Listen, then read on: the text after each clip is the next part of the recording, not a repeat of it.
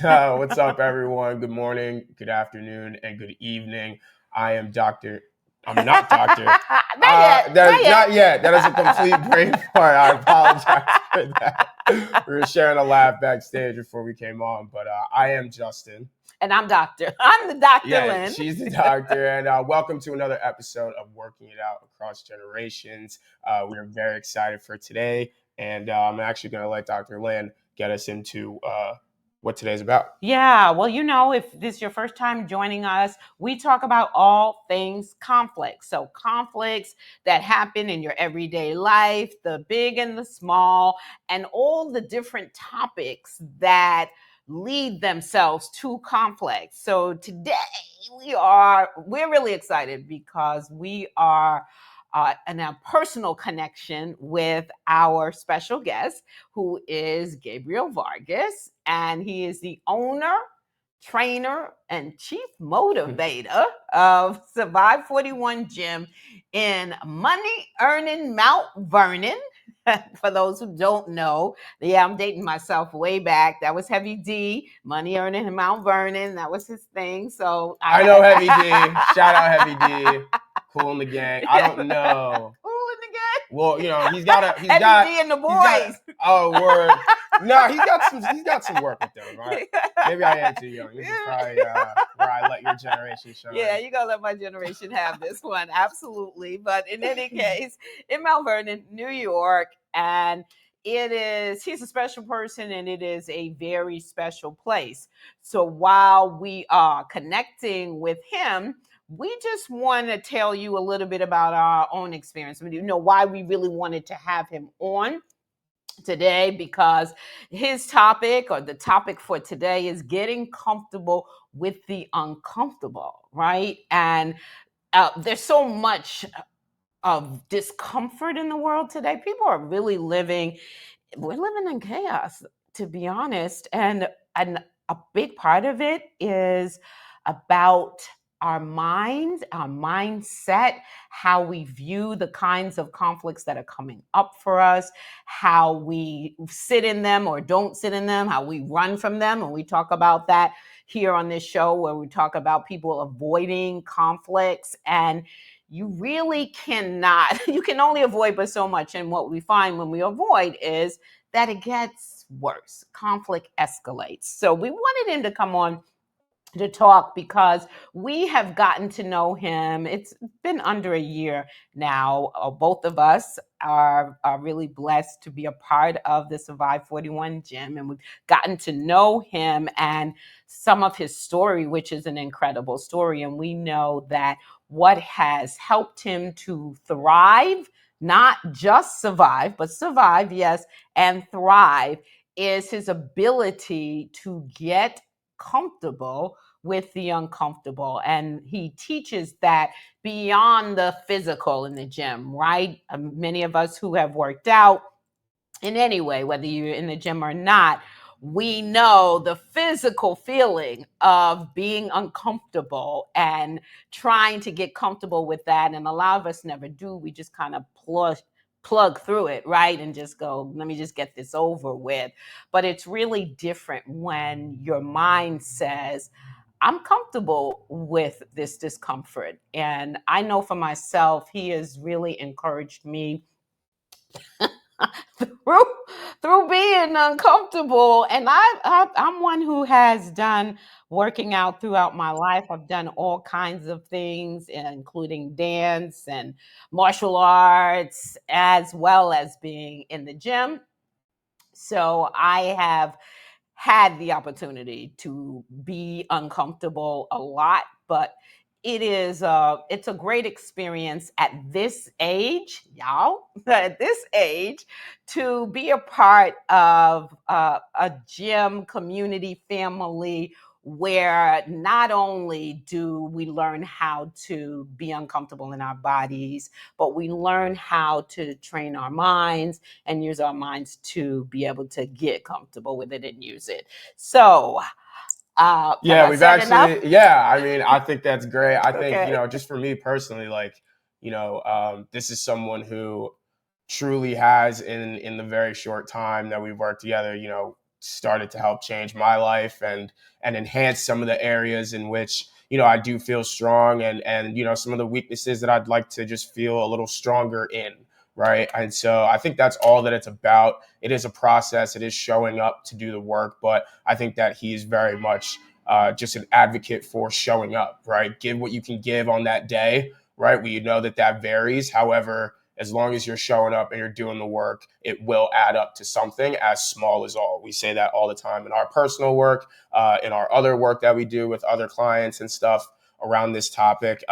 Small is all. And so I want to welcome Gabriel Vargas. Hey guys. Yes, sir. Hey, he's My actually in the gym, y'all. bad. I went into the laptop and I had to download Google Chrome and everything, but I figured Oh, please. We done introed you for Okay, cool. up to the best of our ability, but we know we want you to let the audience know what you want them to know about you. But just so you know, we have said you are the owner, the trainer, the chief motivator at Survive 41. That's easy. And Gabriel, do you know the phrase money earning Mount Vernon? Yes, I do. I've heard Thank it. you. Okay. I might have had to eat that on camera. That I'm too young to know that one, but you live and learn. You live and learn. You show up to the conversations. You be a student. Absolutely. Absolutely. Oh, so welcome and welcome. Please, what is it that you want our television audience to know about you in terms of just introducing yourself, because we're going to get into some conversation. I would say, well, first off, thank you guys for having me here. Just know about me, the entrepreneur trying to find my way. I wouldn't say I have it all figured out. I would say that life is a journey. It's not a destination. Yeah. And one of the most important things that I would stress is working out is a tool to develop discipline that can be carried in a lot of aspects of your life. And that's what I try to focus on most at Survive 41, and building this brand for the community. Believe that God has used me, and I'm very grateful to be used in a sense where I can share my story, my hardships, but also my victories, and continue to be a vessel that can communicate information, whether it's emotionally, spiritually, intellectually, or the hands-on working out, to help my people, all people. When I say my people, I mean human beings, Mhm. on their journey in the system, to the best I can. I've been an entrepreneur now, going on a decade. We've also are invested into a laundromat. Shout out to my cousin Jay, been my right hand, my brother from day one, and a lot of things would not be possible without him. Shout out to Nick, another brother that was on this part of the journey with the gym that helped things move along. So we have been invested. We've had a lot of downfalls, but we've had a lot of lessons in those um, avenues, as well as ATMs and music studios. So this is our second gym, and for a nutshell, that's who I am. All right. That's beautiful, man. I love that. And so you already started to touch on it, right? Like, life is a journey. We've all got a story, ups, downs, wins, losses, right? That's what makes us who we are, right? And so take us back to the beginning of Gabriel Vargas, right? What was it like to grow up? What was, life like? Who were the formative people that were around you? Just take us back to, really just where it all starts for you. Can I say something real quick though? Please Yeah. do. Before, when I was speaking, the screen changed. Oh yeah. That's just to highlight you for our audience. Oh, And okay, because I like to feel like I'm talking to you guys, but if you have oh, so that's it. We'll keep it there. Yeah, that's a little production note we got. I'm down to go off script. before, I feel like I'm talking to the screen versus talking Yeah. to you. Okay. Hey, absolutely. I love that. I got you. Well, my life, whew, growing up, I was born in the Bronx. Yes. Shout out to the Bronx. Yeah, hospital Manhattan, but born in the Bronx. Spent my baby years in the Bronx. Mhm. Then I moved to Queens for some time. I would say around 9 years. Around that time. From that time, I moved upstate New York to a little town called Warwick. It definitely played a big part in getting comfortable with the uncomfortable.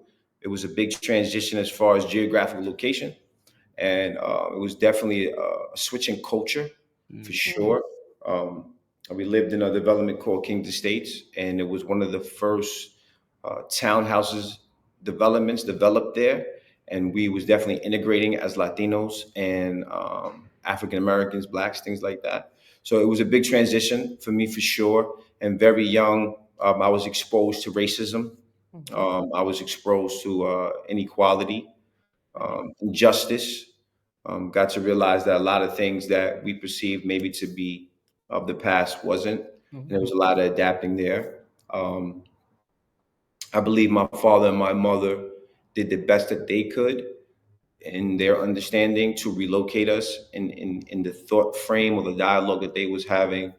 It would better our childhood. Right. But I will also say it shows and proves um, that if you lack tools in certain areas, it may not always end up how you perceive it to be, because the fact that we was isolated from our family, and there's an African proverb that says it takes a tribe to raise a child.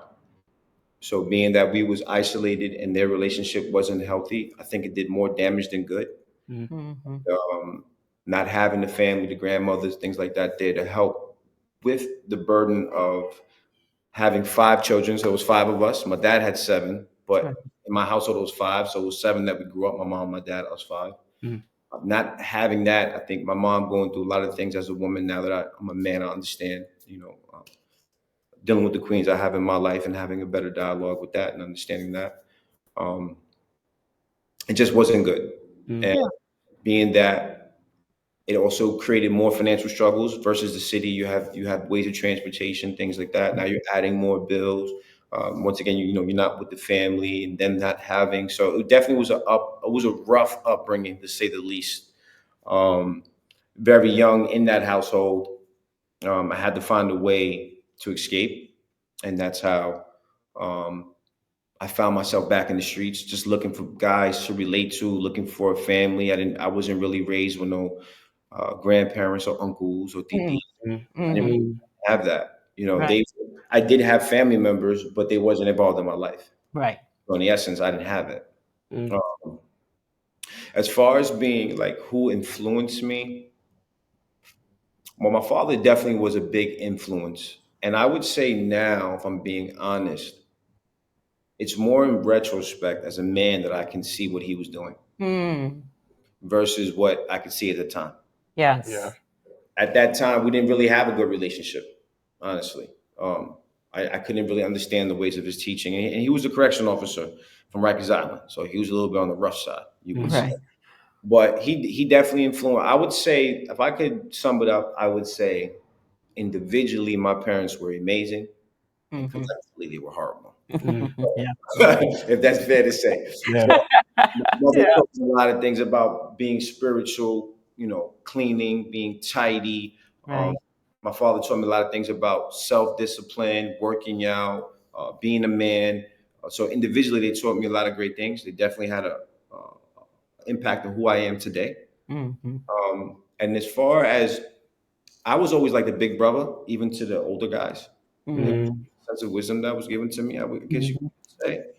But I did have certain guys in the community that were older guys that taught me about music, taught me, how to survive. So I definitely had some guys, but I would honestly say a lot of my influencers came after a lot of tragic events. Came from books and being self-taught. For a long time. Thank God for books, because that's where I gained a lot of my mentors. Yeah. Get them in real life, so I got them from books. Yeah. Oh my goodness. You have said so much that I'm Already. sure already people can relate to. And as we said, we talk about conflict here. So you talk about something that I can definitely relate to, the conflict of integrating a neighborhood. When I was 7, my parents moved my sister and I from the South Bronx, right, which was primarily African American and Latino, up to the Northwest Bronx, which was all white.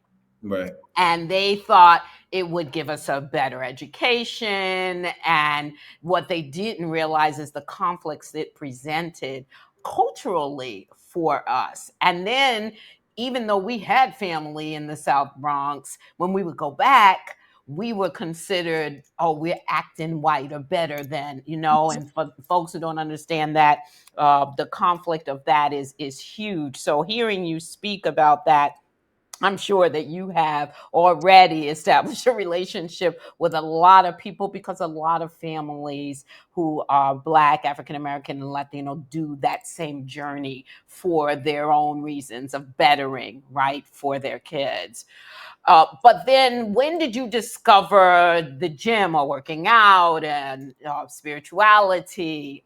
How are the gym and spirituality connected for you? So that's kind of Well, dual question. I would definitely say early on, my father was always in amazing shape.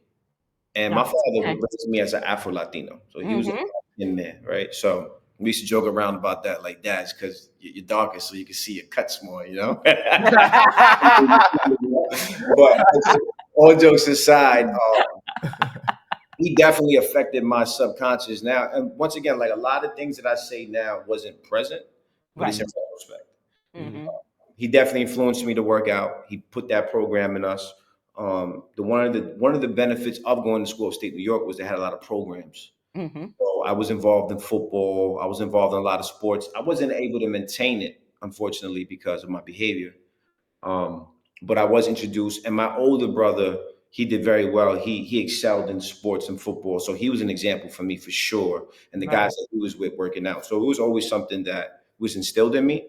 Now, what I will say is, when I caught my case before I was incarcerated in 2008, in that time span between 2008 and 2010, Mm-hmm.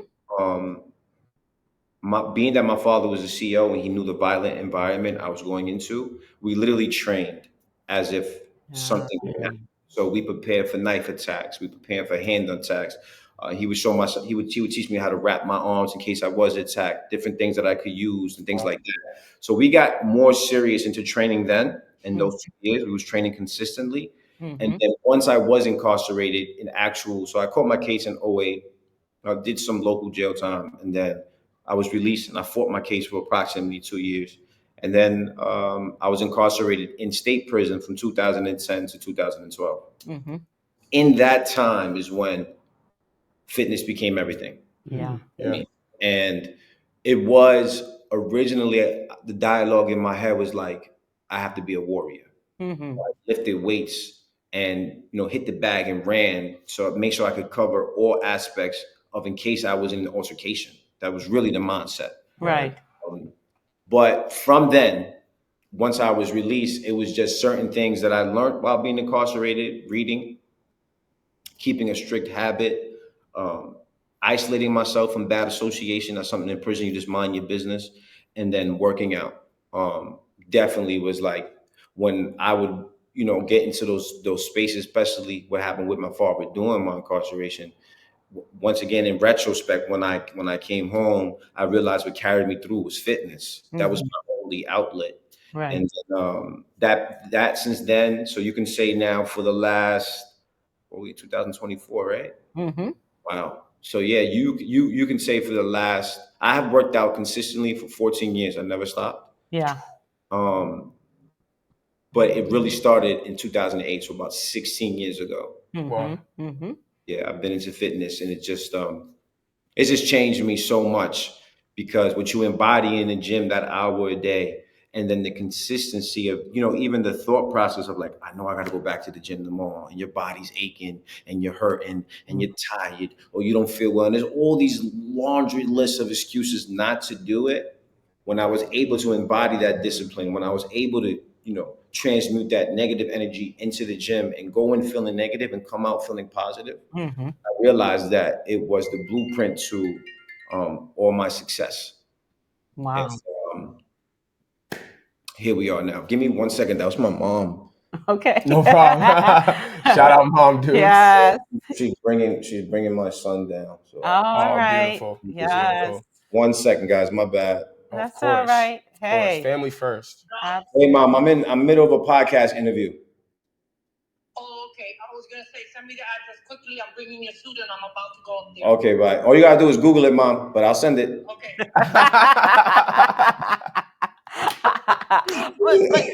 here's the thing. I say that and people think I'm being smart. Like, don't talk to your mother like that. What do you mean don't talk to her? Just Google it, Mom. But actually, as a mom, I think you handled that well. And what I was going to say to the television audience is that, hey, the way that we talk to people, right? We can get our message across. We don't have to be hostile or rude, right? But we can also be affirming of the fact that I'm an adult just like you, right? Because moms, we tend to forget that sometimes. So like, hey. I love it. That was amazing. That was just a great moment for the show. I love that. This is so real. I could never not take your call. So I would have had to do the same thing personally. But yeah, so back to you and your story. And again, thank you so much for being here and being so open and willing to share, really what it's like to be you and live in your shoes. You had started to get a little into, some of the situations that you have been faced with and had to really just, deal with the uncomfortable. Like, that's just what it was. Those were the cards that were dealt, right? And so I guess kind of the second part of this question, or where I'm going with this, is, kind of what skills or mentality outside of that warrior do you feel like helped either enforce some of the, starting of healing or to keep going, right? What are some of the things that you were able to pick up on? I know you said books and other things like that, but skills, maybe mentality, right? Anything that kept you going with some of these, just these are the cards that are dealt kind of situations where you have to be hyper aware of, your actions. Well, I will say this first, and where I'm learning to have now that, the only other time I really did interviews was for my music run, I guess you could say. I did a lot of interviews then. So this is my first time in a while. So I will say this to touch on something you said, not to get too lost in spatial conversation and get back to the points. But yes, certain things were the cards that I was dealt, but other things came from not listening to God. So I just want to say that. Yeah. Okay. Just had a Bible study. I have a Bible study every single Wednesday here in the last gym for quite some time. And I just had that conversation that if I'm going to be honest with myself, yes, there were things like my father's suicide, for example. That was out of my hands. Right. But maybe I could have been there if I wasn't incarcerated, right? And that's something I had to let go out of time because it was what it was. But when you look at certain guidance and principles that were given to me, at that time, I would say I had a worldly mind, and I was a young man that just wanted to have experiences. Right. I listened to God's word and been able to, really digest what I was being taught. I think a lot of times we can avoid the cards that we're dealt. Yeah. But in the same sense, you can have a conversation and say, "Well, I was a young man, I was misplaced, I didn't have the guidance, so these things led to that, right?" But it's a conversation you can have as far as where I could have went, but this is where we are. Yeah, so, and that's accountability. That's accountability. Yeah, that's huge. Yeah, and that ties back, bringing God into the conversation. I would definitely say, even when I was involved in the streets, right? I had a lot of older guys or the OGs always say like I was special, and I never really had no conflicts. And that is because even within the realm of what was wrong, I still have morals. So I would say that one of the things, without a doubt, is Jehovah God has saved me and definitely been a pillar, and having a Bible-based conscience pulled me back into things, because there was just so many stories, and the story of Job, for example, and he was just given so much stuff to him that not he necessarily deserved, but it was a test. So I think also having those stories in my head were things that was able to pull me out of dark places and say, "Hey, Gabe, so many other people are going through, if not the same or worse." And to compare is to compound, but still, that's the reality, that you're going through things that you have never fathomed to go through. And there's so many people in so many different countries and a lot of things that we take for granted here that Right. people are Absolutely. going through, right? So that was one of the things for sure. And then in my journey, one time I was on a train, and this is when we had first opened the laundromat back in 2017. And this is like I would say like the second or third time in my life this type of situation happened, but this one in particular was very profound. And this gentleman, for a long story short, he put me under his arm and he took me traveling with him to different states to mentor me. And I would go to like a lot of shows with him, meetings and things like that. And one of the things that he taught me in that time was to have your whys together. Mm. Why? Not Mm, what you do, but why do you do what you do? Right. Right. So being that that was kind of installed in my head for short for some time, but then in particularly in that time, he drilled it in my head. You know, the things that I went through became my whys, like not being there for my father, not having the correct dialogues and information that we needed as a family, not having the right financials to even being able to bury my father, to avoid it happening in the first place. You know, the relationship that my parents had that played a part in leading to that decision that he made. All those things became my whys. My sons became my whys. mm, You know, so without a doubt, because I became a father very early on, Hmm. my oldest son Gabriel was one of my biggest whys. That when I was in a dark place and it was just about me giving up, and I was having these thoughts, and I had suicidal thoughts, and I felt like I was never going to be able to find my way out. Like I'm coming home from prison. I got a GED. I'm Latino. Now I got a violent felony on my back. Hmm. Lost my only predominant figure, which was my father. I don't have any other family. I'm mm. hustling out of a car at the time, a Honda 2-door car with honestly with a little bit of weed, just trying to get on my feet and trying to figure out how to make money. Now, you know, everybody's selling weed, right? So, you know, at that time, it was like, where am I going to go? What am Right. I going to do? Yeah. But I would definitely say, from the things my parents instilled in me, um, me being able to look back in retrospect, knowing that I just got through prison, knowing that I just got through my father's suicide, and I was like, I'm able to still be here. Um, Hmm. I believed in myself. Yeah. Now I believe in myself more than ever because it's just been so many things that I've been able to overcome and still stand on top. But at the time, it was a process that I was going through. But I always had a little voice since I was young in my head, and literally since I can remember, it was like, "You're the man, Gabe. Like Yeah. you can do Mm-hmm. this." I always felt like that about myself, Mm-hmm. and that comes from my parents pouring that into me. Mm, Yeah. When I look back, that's why I do that with Jedediah a lot. I always speak life into him. I Yes. encourage him because when I was young, so in retrospect, once again, all retrospect, which is very interesting, I'm the middle child out of seven. So three I okay. had to lead, three I had to follow, Right. Yeah. which made me a good student, right? Mm-hmm. Yeah. Nice. Absolutely. Yeah. As an Afro Latino, you know, my father was black, my mother looked white, right? So that was a balance there. My Right. name is Gabriel Dawood Vargas. One name is Christian, one name is Mm. Muslim. Mm, Mm-hmm. mm, So Yeah. when I look back at those things, I always felt like God was appointing me to be a leader, and that's why that voice was in my head, right? Yeah. So, you know, Yeah.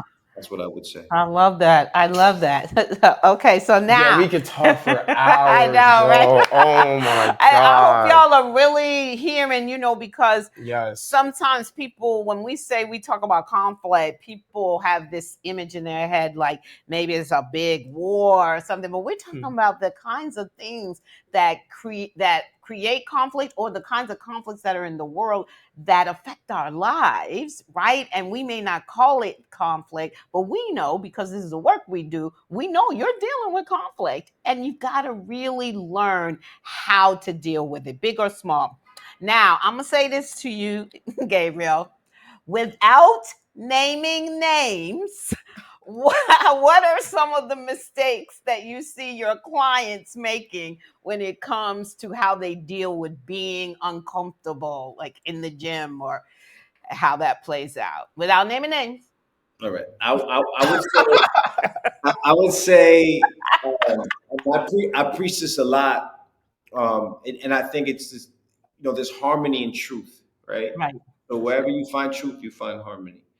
And whether it's within another relationship that we have, lovers, friends, business partners, it's the expectation, right? Hmm. Often why we fail.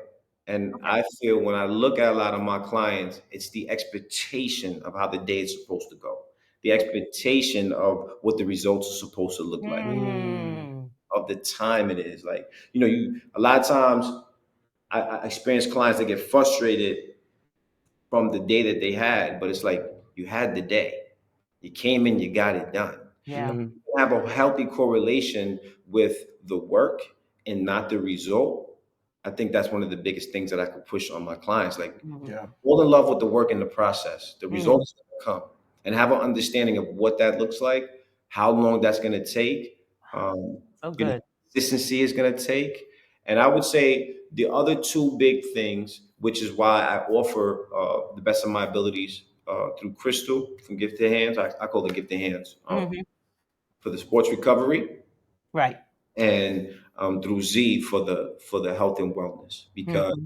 it's only one aspect. We can, people say, "Well, I work out 5 days a week." No, you work out 5 hours a week in Yeah. reality, right? So Yeah. that correlation too of having that correct conversation and dialogue in your head is important. You're only working out 5 hours a week. Mm-hmm. What are you doing? So now, if let's just say your day is 16 hours, and you 16 times 5 or 32, whatever that is, 64, whatever that may be, you're only a very small part you're working out. That's So right. I would encourage, anybody, including my clients especially, to make sure you are doing your best to be consciously eating. Once again, trying to be perfect is going to kill yourself, but Mm-hmm. be able Mm-hmm. to say, okay, yesterday I know I ate that burger and that pizza. So today, let me eat a salad and some fruit. Mm-hmm. Yep. Yesterday, I drank that Pepsi. Because, we're all looking sometimes. I'm reading this book now called The Mountain Is You, and it's like Mm. we're looking for this magical moment, Yeah. looking for this one big moment in life that's going to change everything. And if you can understand anything, it's in micro doses, right? Mm-hmm. It's the Mm-hmm. small decisions. It's the one day that you get up to hit the gym. It's the one day that you decide not to smoke that cigarette. It's the one day you decide to stretch. It's the one day you decide to eat right. It's the one time that if you can understand that, then eventually it'll become a lifestyle. Yeah. You know, Yeah. stress that to the Yeah. importance to everybody that may listen to this. Yeah. Oh my goodness. See, this is why I joined. And thank you for not naming my name because I Yeah, because that's what I really meant when I said don't name without naming names. I meant without naming my name. I'll say this full disclaimer. I'm still dropping my hands, damn it. It's bad, bro. Like it's bad. Even this morning, Gabe will tell you, bro, I'm dropping my he was pissed this morning at me. I don't blame him. I'm dropping him. So it just goes to show, there's so many life lessons and correlations and bridges that, do get gaps that do get bridged just from connecting the mind, body, and spirit through right, such an action like that, right? And so you even said it, right? Yeah, that 5 hours, that's sick, but how can we even make that 6, 7, 8, 9? Like, and just trusting that adding on it consciously, right? As we said, small as all, it'll add up to something. So that's beautiful. Yeah, but also the thing that I love is tell y'all why I joined because Gabriel will give you a, a workout, for free. Come try it out for free before you decide whether you sign up. And I had just said to you the other day, like I never did that, and I know why because we had a conversation, and just what you said in the conversation was enough for me to say I want to be a part of this. And one of the main things is that you're competing with yourself, right, right? And you just said earlier, it was beautiful. I wanted to put it up on the screen actually. To compare is to compound. Oh my goodness, that was absolutely gorgeous because that is a lot of what people do and why people leave gyms, right? And or stop working out as they're looking at what everybody else is doing. And like you said, they want that magic moment or wait till summer when I got my six pack, but what are you doing right now? With right, this hour that you have right now, and can you see in yourself what you have done today that you may not have done yesterday? And maybe today isn't your best day, but you coming back tomorrow, right? Or maybe today is better than yesterday, but this is where you are in this moment, and you got to use the time that you have in this moment to make it work for you. So I'm loving that. Yeah, Yeah. absolutely. So you already started to get a little bit into, kind of how things move at your gym, but how would you describe personally, how you're different from other trainers, different from other Yeah. owners, different from other, even entrepreneurs, right? Like just in this big field of fitness, right? But also spiritual journey and things of that nature. Just how do you think that you do things differently? Well, I always say this, and we've had these conversations before. If the devil can't pull you down with criticism, then he can float you away with ego. Hmm. Um, and I've had both. I've had success very early on, and I've also had, as you guys know, some very, very hard times. Mm. So I would say, as far as being different, I don't know if that's the correct way that I would want to say it, Mm. Okay. but I would just focus on. I feel like a lot of people have stories, and a lot it's just they're scared to tell them. And I feel like a lot of people have purpose, Mhm. but Yep. they don't take time to know themselves. And if they would, then they could be that more impactful. So what I will say is the way that I'm more impactful, I believe, and I would like to be able to say that I know, is because I know who I am. Mm-hmm. And Mm-hmm. knowing thyself, knowing the God within you, knowing your abilities, um, will definitely separate you in any field of life. For sure. You may not always have all the answers. A lot of times you don't. But if you know who you are, then you can trust the process. And for me, I believe what separates me, um, and what's given me, since I've taken the wheels of the brand and been able to thrive the way I have, is it's true to the name as the brand is surviving. And I had to survive a lot of things. So when I look at you guys, or I look at any of my clients, I'm looking at the person or the child within, I guess you can say. Mm. And Mm. I feel like we all age physically, but inside we're all kids, especially those who keep dreaming and pushing. And Yeah. that's the person that I'm speaking to in there. It's like tapping into like, hey, there's somebody great in you. That kid that may have died or that voice that may have died. I'm here to just poke at that. Mm-hmm. Mm-hmm. Use your imagination. That's why I always say mind muscle connection, because I don't have to necessarily, when I was incarcerated, I didn't have weights, but Right. I would just stand there and grab Mm. whatever I could and squeeze my biceps and use my imagination for my biceps to be working. So in the same sense, I believe what's separating me now is the ability to be able to communicate well and be used as a vessel through God to speak into people, and it becomes bigger than just the workout. And we get most of my clients, if not all of my clients, I've had some of the most beautiful. I've cried in here with my clients. I think that separates me in ways where it's like they know they're dealing with a real human, and we all have a sixth sense, right? So For we go, sure. excuse my language, but we all know bullshit when we see it. Mm-hmm. Absolutely. I'm not here. Of course, I'm a father. I'm a provider. I have to get to the bag in a sense. I have to get to the bag, Yes. Of but course. that's not what it's about. Because I could be in Manhattan right now, working in a gym with no overhead, no Right. head, making $150 an hour, and I'm 100% sure my personality and my abilities to sell can be scaled in those locations. Mm-hmm.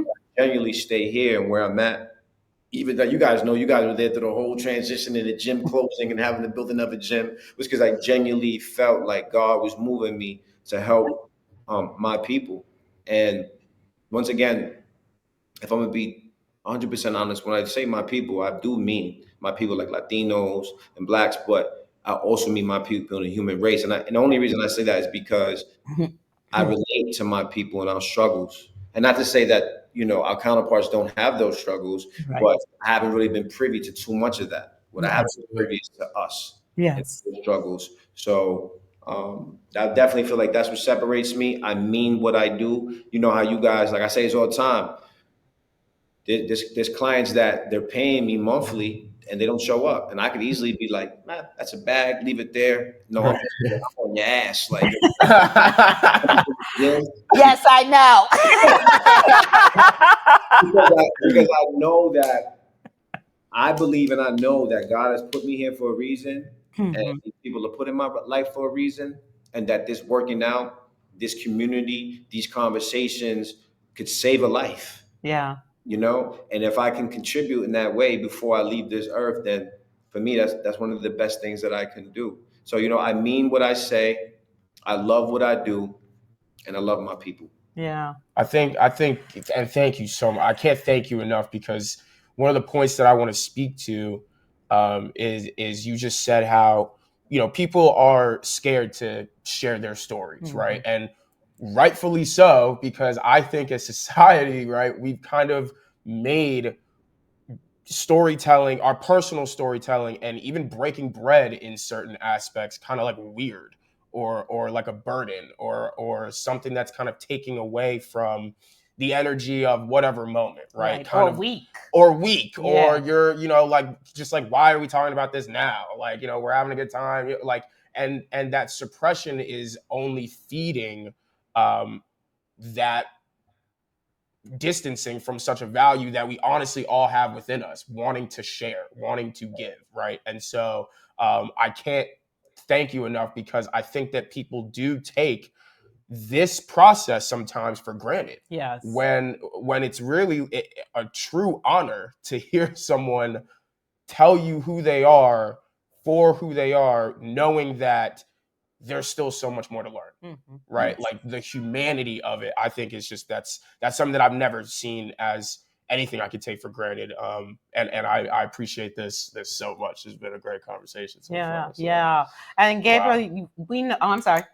No, I'm just saying, wow. Okay. Oh, you said I'm wow. in Yeah. shock and awe of just like, It's so because we good. because we work out, we talk, of course, and we have this, but I think this is our first formal like sitting down outside the gym, Right. Right. having our conversation. So like just really sitting down, breaking bread right now is just like, Yeah, Yeah. and it's really an honor.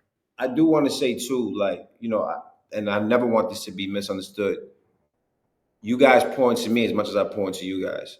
Absolutely. So as much as you guys may feel like I'm a blessing, I promise you, each and every one of you guys are a blessing to me. Even if it is a client in that small moment where like they're having that breakthrough, I'm like, yes. Yep. It makes my heart rejoice for you guys for real. And there's times where I've talked to God and I just break down and cry, because those are the moments where it's like I feel honored to be used by God, right? Because there's the 8 Mm. billion people in the world. Who Yeah. are who are any one of us, at the end of the day. So when There's I be used in the community to push people and I see them have that breakthrough, or like, you right now, Justin, like your people are commenting constantly on your videos, like, wow, he's getting better.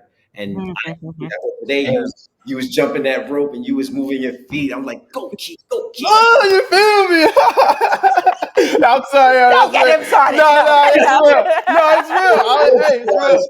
It's Those, real. they say that a great leader, he doesn't show you who you are. He shows you who you can be. Right. So when you guys come in, I'm seeing who you can be. So when you start becoming that and you start doing the things that I told you, like, trust me, bro, you're going to be able to do it. And you do that, for me, it's like, it's a gift back to me. And then you guys sharing your stories, and you look, just the dialogue, like I've been searching for individuals to be able to have these dialogues with. Yeah.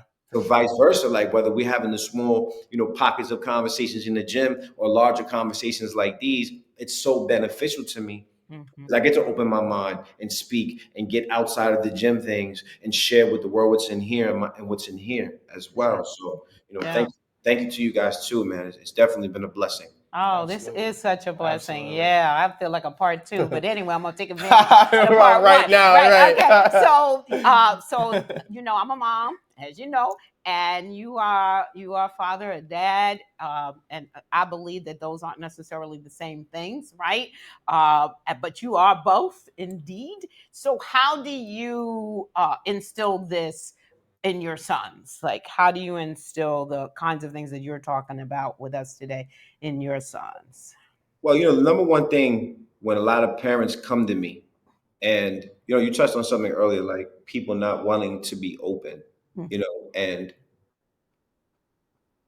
I don't want to curse, but I stopped caring a long time ago what people thought of me, because if Gabriel Vargas alone in the dark is having his own demons and having his own secrets and having my own shameful moments, right? If Gabriel Vargas is taking losses, if Gabriel Vargas is insecure, and I'm having a human experience, then guess what?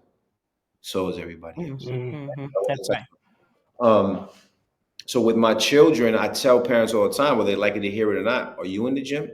What do you look like? What do you eat like? How does your shape look? I know sometimes it can be triggering, but hey, as long as I can get a reaction, I'm doing something good. Absolutely. So for me, it's very simple. Be the example. Right. Jesus was the example. Right. Martin Luther King was the example. Malcolm X was the example. Harriet Tubman, she was the example. It Yeah. goes on and so forth. We can speak all day, right? But that's what differentiates. And I've had these conversations with a lot of my fellas for years. You're frustrated that you're getting the results from the workers. You're frustrated that you're getting the result from the team. You're frustrated that they're late, but are you late on time? Yep. Are you accountable? Because they're gonna, attitude reflects leadership. Yes. Absolutely. That's right. So and there's been plenty of times, I'm gonna be honest, in this transition that I've been late. Today I was late. But if you would have been with me in that car this morning, I'm like, damn it, I'm late. Because I do my best to be the example. I Right. Yeah. want you to be on time, but I ain't on time. I Right. want you to be here and I'm not here. That's why you guys know it wasn't a show of bravery a few weeks ago when I got sick. And Yeah. I showed up 2 days later with probably what a lot of people took weeks off to deal with. But it was in my mind, I know, like, I'm an example to you guys. If I can get up and get it done, I'm gonna get up and get it done for Yeah. sure. So that's the easiest way to me. And now using the tool once again, people complain about social media. They complain about the abundance of information and the way they receive things, but in the same breath, just like any other tool, a gun can be used to kill or to protect, right? A Bible can be used to manipulate or to give wisdom, right? So for me, I use these outlets and things to teach myself, and I'm grateful that I can have verbal dialogues that my father never had with me. Right. But now, so on top of the example, I sit and I speak to my boys Mm-hmm. as in a pocket where I'm their father, but I'm their friend, Right. That's right. and see what's going on with them, what's on their mind, how are they feeling, and some people might want to say, oh, you're manipulating, or you're interrogating, whatever they want to say, but at the end of the day, I'm not. I'm giving my child an avenue. I'm giving them my child a way to speak and express themselves, because I believe, even especially when you poured into your children like I have, that it opens their mind relatively young and they are able to deliver a conversation. I just saw something on Instagram I just posted where the father was disconnecting from his children, decided to have a dad day walk. And it was funny when when it was coming onto the screen, I was thinking that was going to be his day that he talked to them. Mhm. That it was a day that they talked to him. Wow. Yeah. I love that. And so that's the best way. I lead by example. If I'm working out, my son's going to work out. All right. Don't you bet. Beautiful. So I've kind of got like a two-parter here for you, just bringing these two questions together as I'm looking at time. But first, I need you to just tell our audience where the name Survive 41 comes from. If there's a story there, please share that. And then just due to time, lastly, after that, any just last words that you want to leave us with, words of wisdom, words of anything. Please. Gabrielisms. Words of Gabriel. Yeah, like just anything. Survive 41, where that came from, and then just words of Gabriel. It's so funny because Sharon, shout out to Sharon.